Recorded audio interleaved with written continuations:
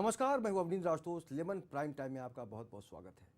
हिंदुस्तान में कई संस्कृतियां हैं, कई भाषाएं हैं, कई नदियां हैं, कई जातियां हैं, लेकिन आज अगर हम उर्दू की बात करें तो उर्दू को लेकर कुछ सवाल फिजा में तैर रहे हैं। और निश्चित रूप से एक सवाल जो बहुत ही गंभीर है, वो अहम है, वो ये है कि क्या उर्दू का ग्राफ घट रहा है।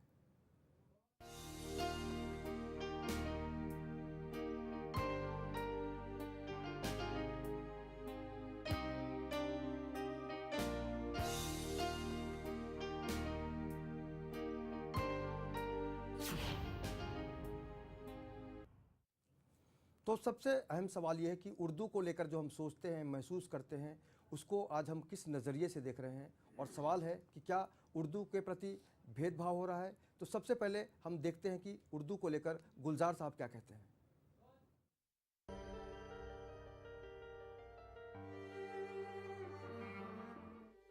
ये कैसा इश्क है उर्दू ज़बां का, मज़ा घुलता है लफ्ज़ों का ज़बां पर कि जैसे पान में महंगा क़िमाम घुलता है।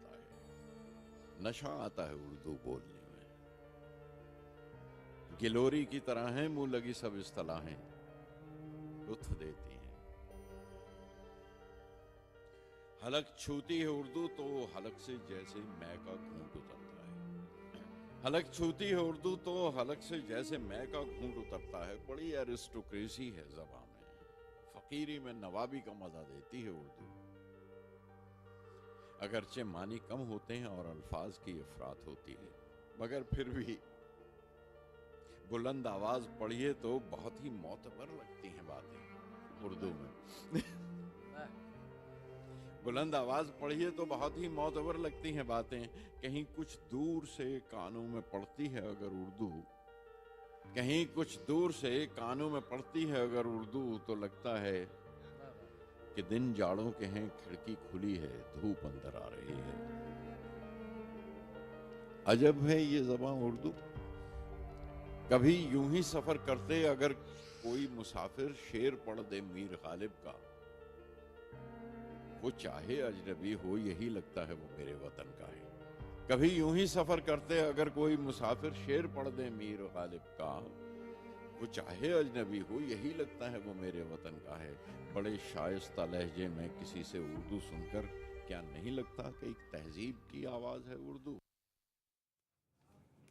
तो जाहिर सी बात है, उर्दू को लेकर आज हम एक ऐसी बहस पर बढ़ने की कोशिश करेंगे और ये जानने की कोशिश करेंगे कि वाकई उर्दू संपन्न है या कहीं ना कहीं से कमज़ोर है। और इस चर्चा में हमारे साथ शामिल होंगे वरिष्ठ पत्रकार हैं मोहम्मद उस्मान। उस्मान जी, आपका बहुत बहुत स्वागत है।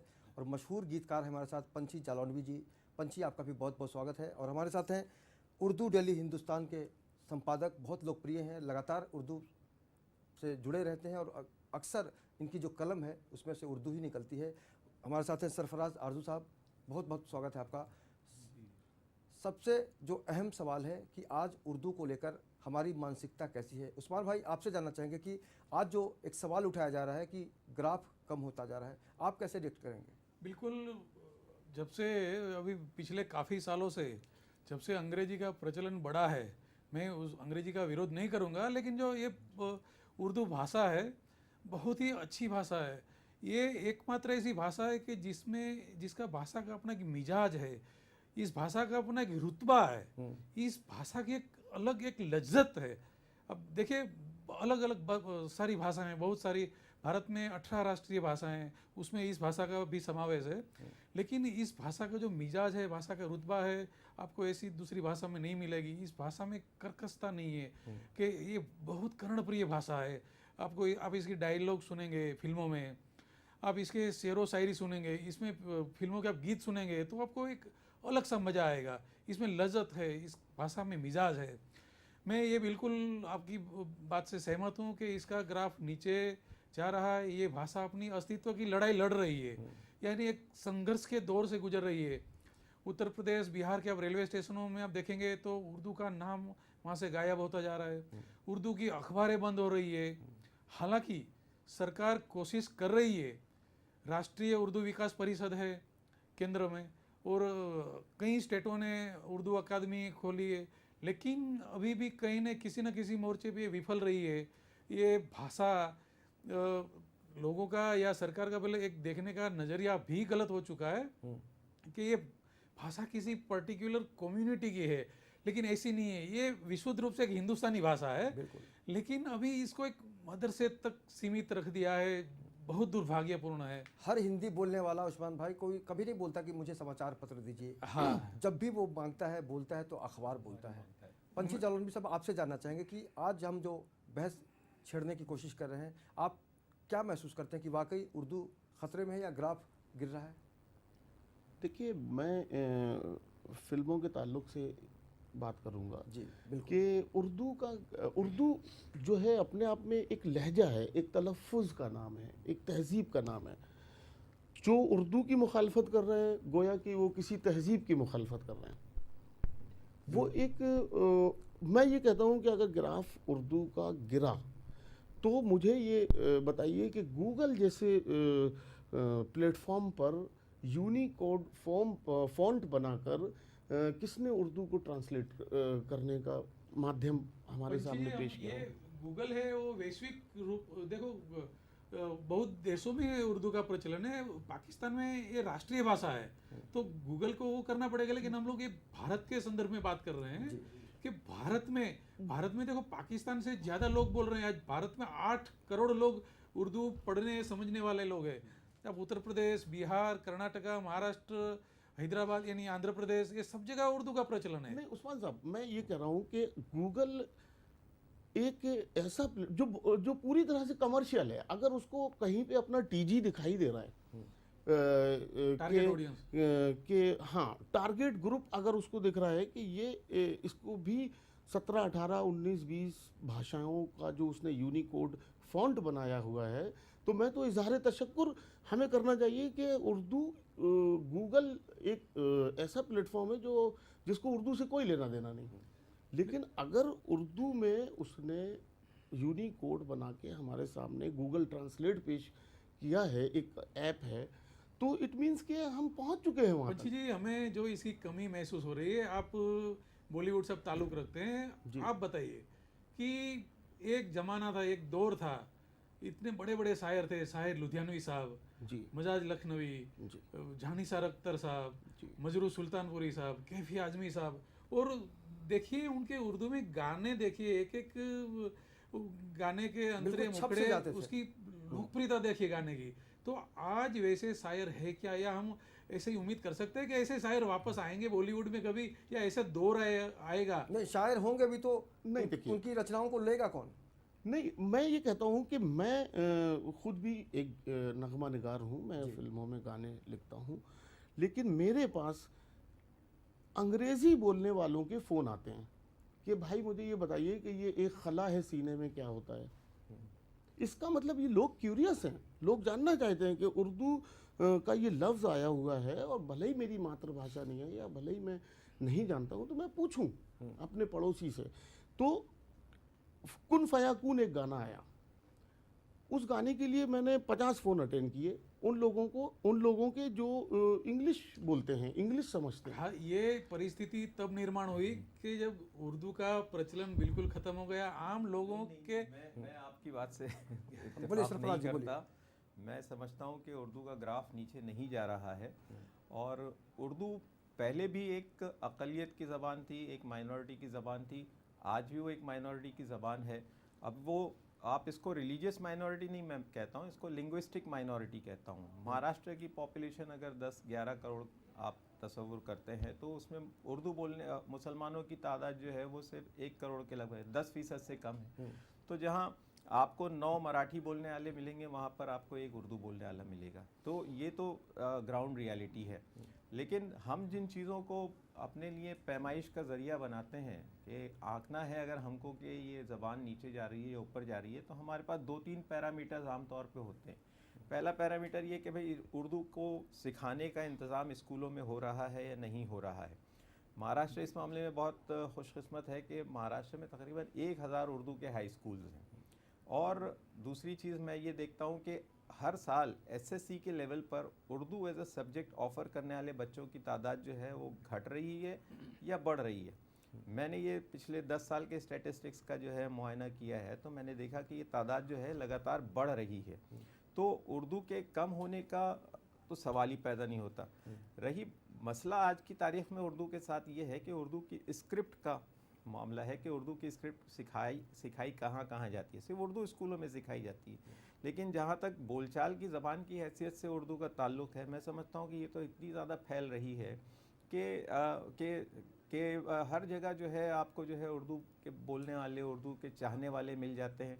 तो हम लोग इस चीज़ को डिवाइड कर लें इसमें कि स्क्रिप्ट की हैसियत से उर्दू को जो है पहचानने वाले लोग जो हैं वो अगर उतनी बड़ी तादाद में नहीं हैं, तो कम से कम उर्दू एज अ बोली सारे हिंदुस्तान में जो है मकबूल है, सारे हिंदुस्तान में फैल रही है। मैं यहाँ ये आपसे पूछना चाहता हूँ कि आपको आजकल बॉलीवुड में उर्दू फिल्में बनना बिल्कुल बंद हो गई, आपको नहीं लगता? उर्दू में बॉलीवुड में उर्दू फिल्में बनती ही नहीं। देखिए यहाँ माफ़ी चाहूँगा, मैं यहाँ पे भी थोड़ा सा, उर्दू फिल्में आप किसको मानते हैं? पाकीज़ा उर्दू फिल्म थी कि नहीं? मुगल आज़म उर्दू फिल्म थी कि नहीं? लेकिन आप उसका सेंसर सर्टिफिकेट देखिए, लैंग्वेज के नाम पे वहाँ हिंदी लिखा हुआ है। तो मेरा कहने का मतलब ये है कि सारी पाकीज़ा थी, उमराव जान, मुगल आज़म है, इतनी फिल्में, होशियार बाश सारी मिसालें मौजूद हैं, लेकिन वहाँ लेकिन पंछी, आपको नहीं लगता कि हम उधार की बात करें? उर्दू पे आज कर्ज है। किस चीज़ का कर्ज है? उधार, जैसे ओरिजिनल भाषा हम कहते हैं, हिंदी ओरिजिनल भाषा है, उर्दू जो है ओरिजिनल नहीं है। नहीं, उर्दू भाषा बिल्कुल, देखो भारत की भाषा है ये। उर्दू 12वीं सदी से यहाँ बोली जा रही है, ये बाहरी भाषा नहीं है। उर्दू एक टर्की शब्द है। दिल्ली और उसके अतराफ में, हैदराबाद और उसके अतराफ में इस ज़बान का जन्म हुआ है। ये तो हिंदुस्तान की अपनी बोली है जी। और यानी जो बाहर से मुगल बादशाह और जो उनकी सेना आई थी, तो वो अपनी बोलचाल के लिए उर्दू का प्रयोग करते थे, और उसमें मिश्रण है, हाँ, अरेबिक हर जबान के लफ्ज़ उर्दू ने, हमारे यहाँ की लैंग्वेज के भी लिए हैं, संस्कृत के भी लिए हैं, दो तीन भाषाओं का इसमें मिश्रण है। लेकिन ये विशुद्ध रूप से इसको मैं भारतीय भाषा ही मानूंगा। बिल्कुल बिल्कुल सही है। और उर्दू के सामने तो संस्कृत बहुत ही पीछे है, अगर संस्कृत की बात नहीं, करें। वो एक दौर था संस्कृत का जमाना, जो कोई 10वीं सदी से पूर्व की, पश्चिमी देवांस्तव देव है सर्वास्था भूत विशेष संघान। तो कहीं ना कहीं से आज नहीं, हम लोग इस बहस में भी ना पड़े। हम लोग ये चीज़ को देखें कि देखिए आज उर्दू के लिए माहौल कैसा है। सियासी तौर पर हमारी सरकारें चाहे जो भी रही हों, लेकिन उन्होंने हमेशा कुछ ना कुछ उर्दू के लिए प्रोविज़न किया है। जैसे कौमी काउंसिल बराए फ़रोग़ उर्दू, NCPL जिसको हम कहते हैं, उसके बजट में लगातार इजाफा हो रहा है। उसकी स्कीमों में जो है बहुत से ऐसे, जिसको फ्यूचरिस्टिक हम लोग प्रोग्रामिंग कहते हैं, ऐसी चीज़ें उसमें जो है शामिल की जा रही हैं। उर्दू में ऐप्स तैयार किए जा रहे हैं। उर्दू के लिए जो है मोबाइल पर जो है उसको इस्तेमाल के तरीके को जो है आम करने की कोशिशें की जा रही हैं। उसके लिए रिसर्च को जो है प्रमोट, उर्दू में SMS भी कर सकते हैं। आप उर्दू में SMS कर सकेंगे, आप ईमेल उर्दू में कर सकेंगे। तो ये कम्युनिकेशन कर सकेंगे, नहीं कर रहे हैं और ज़्यादा आम हो जाएगा, मौजूद है ये सब ऐप, और इसको इस्तेमाल कर रहे हैं। और कमाल की बात ये है कि यंगस्टर इस्तेमाल कर रहे हैं। और मुझे एक बात याद है कि आज से 15 साल या एग्जैक्ट आप बताएंगे कि शायद इसकी जो फ़ॉन्ट है, उसको उसमें कुछ इन्वेंट करने के लिए आपका कुछ पहली बार जी मैं बताऊंगा, ये भी मैं बताऊंगा। सरफराज साहब ने सबसे पहले जुर्रत की दिलकश नाम के एक सॉफ्टवेयर को डेवलप करने की, जो देश का मेरे ख्याल से, अगर मैं सही हूँ तो पहला सॉफ्टवेयर था। और हम सब उर्दू वाले सरफराज साहब की इस कोशिश के लिए शुक्रगुजार हैं कि उन्होंने की ये परंपरा पहल वहीं की। पर खत्म हो गई शायद। जी। इसका सबसे बड़ा बेनिफिट जो उर्दू को हुआ है वो ये कि उर्दू अखबारात की तादाद, जो रजिस्ट्रार ऑफ न्यूज़पेपर्स के जो आंकड़े हैं उनके हिसाब से उर्दू जो है एक ज़माने में तीसरे नंबर पर थी। लेकिन जब तक ये प्रिंटिंग के और नई टेक्नोलॉजी जब तक उसको हासिल नहीं हुई, उसके बाद से जो है उसका नंबर जो है वो बंगाली और मराठी अखबारात के पीछे चला गया। लेकिन गुज़श्ता 2 साल से हम फिर देख रहे हैं कि रजिस्ट्रार ऑफ न्यूज़पेपर की रिपोर्ट के हिसाब से अंग्रेज़ी और हिंदी के बाद सबसे ज़्यादा रोज़नामे हिंदुस्तान में जो है वो उर्दू ज़बान में शाया होते हैं। तो ये उर्दू के बढ़ते हुए ग्राफ की अक्कासी करता है, ना कि उसके घटते हुए ग्राफ की। सरफराज साहब, बीच में आरोप लगे थे, कुछ हिंदू संगठनों ने लगाए थे कि मदरसों में आतंकवाद पढ़ाई जाती है। आज की तारीख में मदरसों में किस किस्म के बच्चे जाते हैं? मैं नहीं किस वर्ग के समझता, बच्चे जाते ये हैं? इल्ज़ाम वैसे ही बेबुनियाद है और ये सिर्फ प्रोपेगेंडे के लिए जो है आप किसी चीज़ को जो है बार बार हवा देते हैं, दोहराते हैं, ऐसा कुछ है नहीं। मदरसों के निसाब को हम लोगों ने देखा है, वो आज से नहीं कम से कम 1000 साल से जो है वो चीज़ जो है वहाँ सिलेबस जिसको आप कहते हैं वो वहाँ पर चल रहा है, उसमें ऐसी कोई बात ही नहीं। ये तो नहीं, पॉलिटिकल पहले एक सोच थी कि मदरसे में हमारा बच्चा जाएगा तो कुछ आज तालीम भी लेकर आज आएगा। भी आज इंग्लिश स्कूल में एक हफ्ते पहले की मैं खबर सुना रहा हूँ कि यूपी और बंगाल में ऐसे मदरसे हैं जहाँ पर नॉन मुस्लिम पेरेंट्स अपने बच्चों को भेजते हैं। Very good. तो ये बात तो इससे ज़्यादा आपको और सबूत किस चीज़ का चाहिए? तो मैं ये समझता हूँ कि ये इल्ज़ामात हैं। अच्छा, मैं आपको बता रहा था कि कौमी कौंसिल ने महाराष्ट्र में औरंगाबाद शहर है उसमें जनवरी में किताब मेला किया।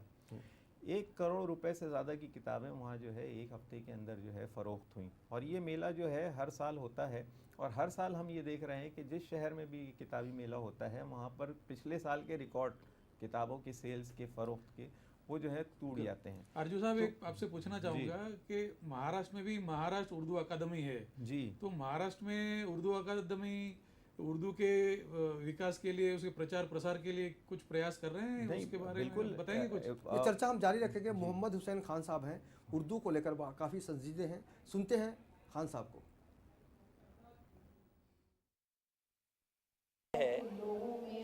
माइनॉरिटी कमीशन का बार संभाला हूँ मैंने, तो बस यही काम करना है कि माइनॉरिटी के लोगों के साथ जो भेदभाव हो रहा है, कई जगह वो एजुकेशन से वंचित किए जा रहे हैं, उनके कहना चाहिए उनकी प्रोग्रेस और उनकी तरक्की का ज़्यादा ख्याल नहीं रहता।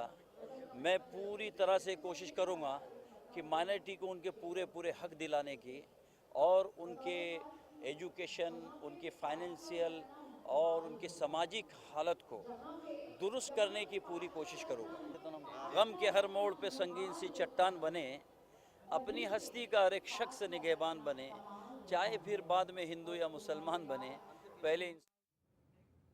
तो आज हम बात कर रहे हैं उर्दू के भविष्य को लेकर और निश्चित रूप से आरजू साहब ये बताइए कि आप भविष्य कैसा देखते हैं? आने वाली जो पीढ़ी है आज इंग्लिश के पीछे भाग रही है। जी, इंग्लिश का शौक़ तो देखिए हर दौर में रहा है और ये ज़माने का दस्तूर है कि जिस ज़बान का चलन आम होता है, जो सरकार में इस्तेमाल होती है, उस ज़बान को लोग सीखने की कोशिश करते हैं। कॉमर्शियल जहाँ पर आपका फ़ायदा होता है वहाँ आप सीखने की कोशिश करते हैं। लेकिन हम ये भी नहीं भूलें कि हमारे सिलेबस में फ़्रेंच सिखाने का भी इंतज़ाम है, हमारे सिलेबस में जर्मन सिखाने का भी इंतज़ाम है, अर्धमागधी सिखाई जाती है, पाली सिखाई जाती है।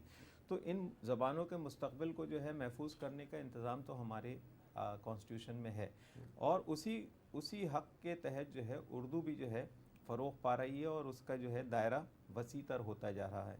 उर्दू बोलने वाले जो हैं उनकी तादाद बढ़ रही है। अब फ़िल्मी गानों को आप ले लीजिए, इससे ज़्यादा बड़ा जो है मैं समझता हूँ कि कोई माध्यम ऐसा नहीं है जो किसी ज़बान को मुल्क के कोने कोने तक, क्या दूसरे ममालिक, यानी आप रूस चले जाइए, आप मिस्र चले जाइए, आप अफ़गानिस्तान चले जाइए, जहाँ पर लोग जो है आपको आपके इन गानों की वजह से पहचानते हैं।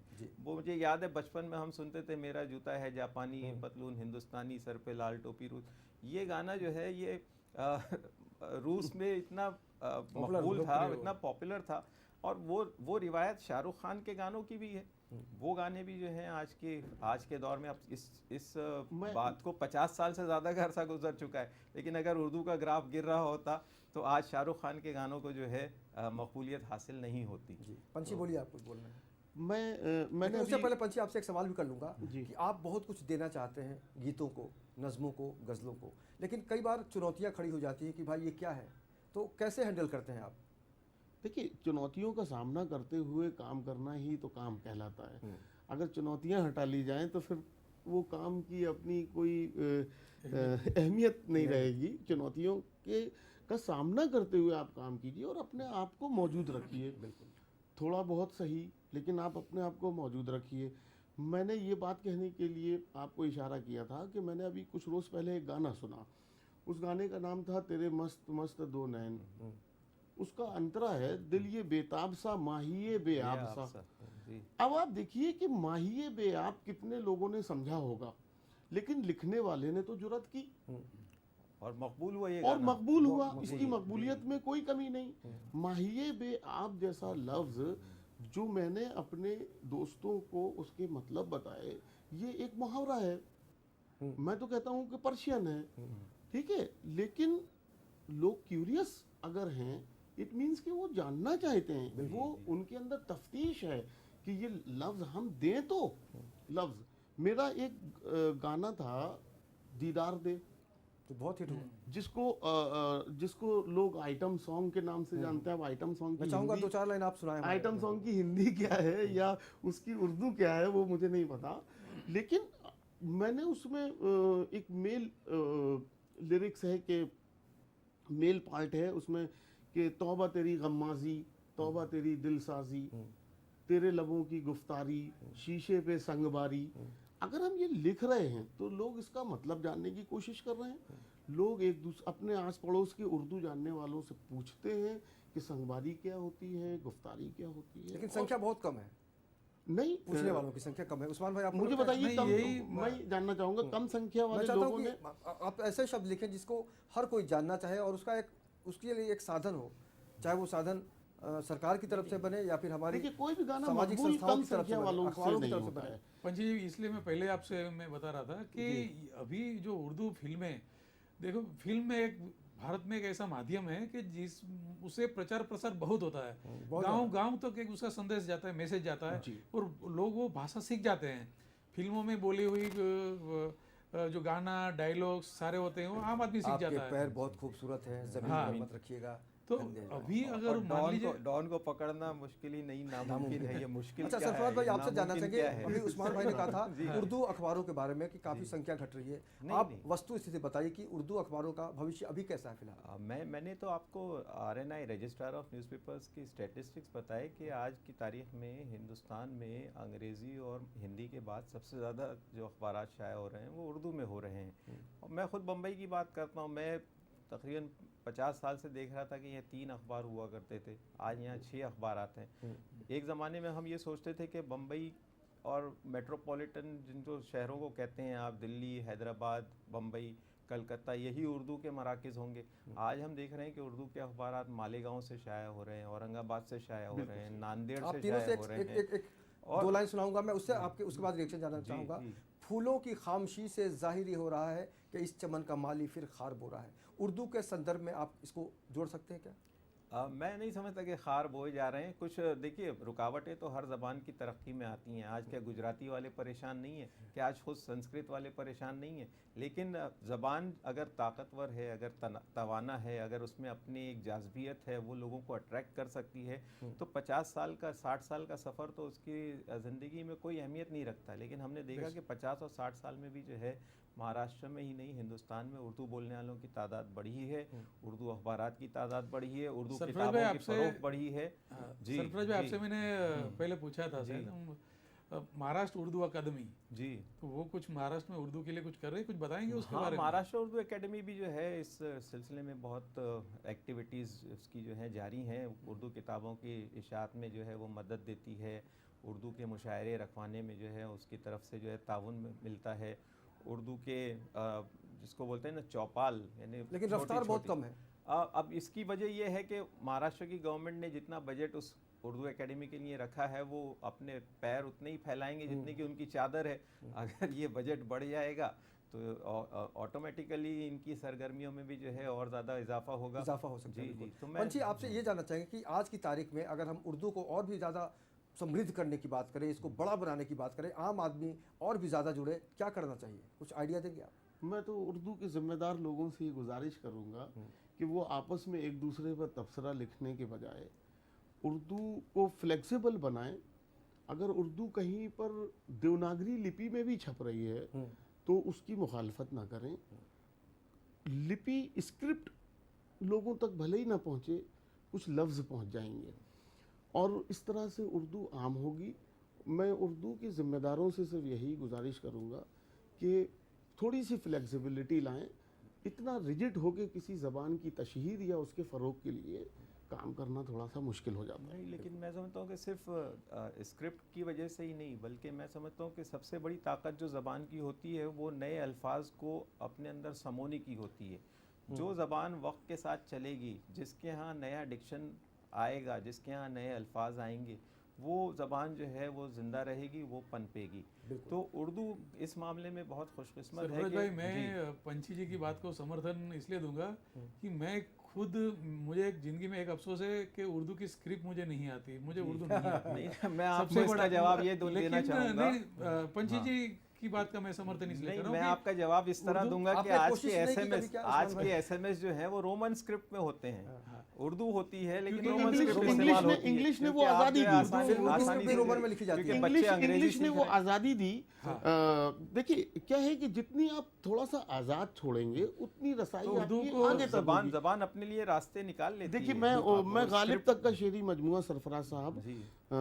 हिंदी में मैंने पढ़ा है। जी, उसकी बेशक, लुगत हर उसकी शायर- हर लुगत शायर उसकी उर्दू का है। डिक्शनरी माने के साथ नीचे लिखी हुई है। वहाँ पर एक लिखा है तो यहाँ पर एक लिखा है, वहाँ पर दो लिखा है तो यहाँ पर दो, और वो मुझे लगता है उर्दू के किसी शेरी मजमुए से ज़्यादा बिकता है। मैं आपको इस देखिए वक्त की सिलसिले में कमी है, बताऊं। लेकिन भावनाओं को अगर हम समझने की कोशिश करें तो कुल मिलाकर हम कह सकते हैं कि उर्दू के प्रति हमारा जो प्यार है, हमारा जो इश्क है, उसको और भी ज़्यादा विस्तार करने की ज़रूरत है। और निश्चित रूप से अगर हम कांच पर पड़े धूल को मिटाएंगे तो उर्दू और भी चमक कर बेशक, निखरेगी। बेशक। और हम उम्मीद करते हैं कि ऐसा बहुत जल्द होगा।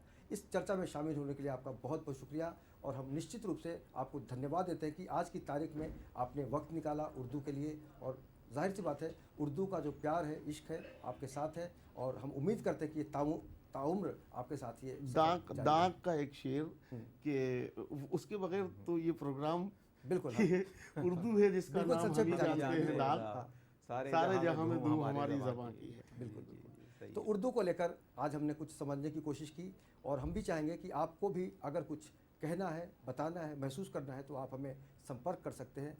फिलहाल आज के इस सफ़र में इतना ही, लेकिन आप लगातार बने रहिए लेमन न्यूज़ के साथ, और उर्दू और हिंदी का जो रिश्ता है उसको मानते रहिए, उसको थामे रखिए। नमस्कार।